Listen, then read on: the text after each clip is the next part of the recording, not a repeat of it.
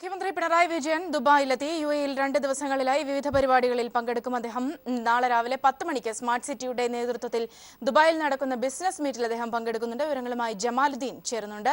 ജമാലുദ്ദീൻ, ഈ മീറ്റിംഗ് അടക്കം എത്രത്തോളം സുപ്രധാനമുള്ള മീറ്റിംഗുകളാണ് അദ്ദേഹം പങ്കെടുക്കുന്നത്? ഒപ്പം 2 ദിവസത്തെ അദ്ദേഹത്തിന് മറ്റു പരിപാടികളും.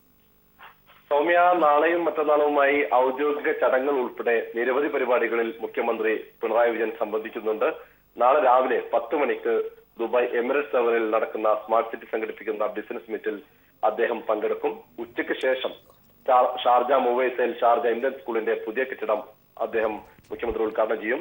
തുടർന്ന് ഇതിന്റെ ഭാഗമായി ഷാർജ എക്സ്പോ സെന്ററിൽ നടക്കുന്ന പൊതുപരിപാടിയിലും മുഖ്യമന്ത്രി പങ്കെടുക്കും.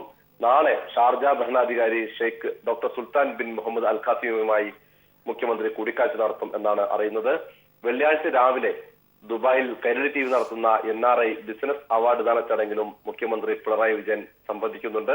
വെള്ളിയാഴ്ച 3 മണിക്ക് മുഖ്യമന്ത്രി ദുബായിലെ മാധ്യമ പ്രവർത്തകരുമായി സംവദിക്കും. അന്ന് വെള്ളിയാഴ്ച വൈകിട്ട് UAE പ്രവാസി മലയാളി സമൂഹം മുഖ്യമന്ത്രി പിണറായി വിജയന് സ്വീകരണ യോഗം ഒരുക്കിയിട്ടുണ്ട്. ഇതിലും മുഖ്യമന്ത്രി പങ്കെടുക്കും.